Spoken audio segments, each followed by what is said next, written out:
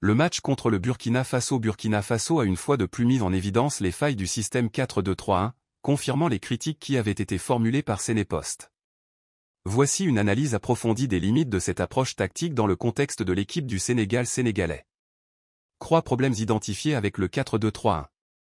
Manque d'efficacité des ailiers. Ce système repose fortement sur des ailiers capables de déborder, de fixer les défenseurs et de créer des décalages.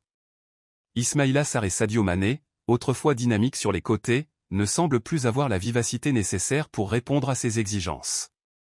Le manque de vitesse et de percussion réduit considérablement l'impact offensif de l'équipe. Déséquilibre défensif.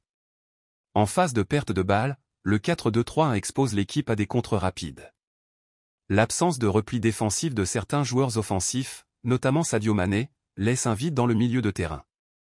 Cela coupe l'équipe en deux et met une pression excessive sur les milieux récupérateurs. Contre des équipes comme l'Angleterre-Royaume-Uni, lors du 0-3 en Coupe du Monde, ce déséquilibre s'est traduit par des contre-attaques létales. Rôle du numéro 10.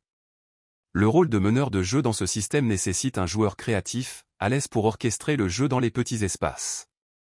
Iliman Ndiaye, bien que talentueux, n'est pas un pur numéro 10. Il est plus efficace sur un côté ou dans un rôle de soutien où il peut exploiter sa mobilité et sa vision. Coche épaisse blanche. Pourquoi revenir au 4-3-3?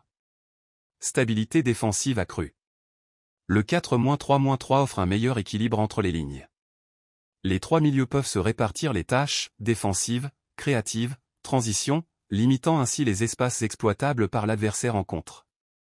Adaptation à la force collective. Ce système met moins de pression sur les ailiers pour briller individuellement, permettant une approche plus collective en attaque. Il favorise également l'utilisation d'ailiers jeunes et dynamiques, comme Yaya Diémé, Damba Seck, ou Ousseynou Niang, qui peuvent apporter de la fraîcheur et des solutions nouvelles. Exploiter les forces actuelles.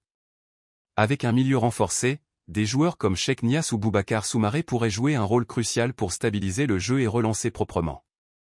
Cela permettrait aussi à des joueurs comme Sadio Mané de retrouver un rôle plus libre et d'économiser leur énergie pour des phases offensives clés. Flèche dans le sens contraire des aiguilles d'une montre. Proposition pour le futur.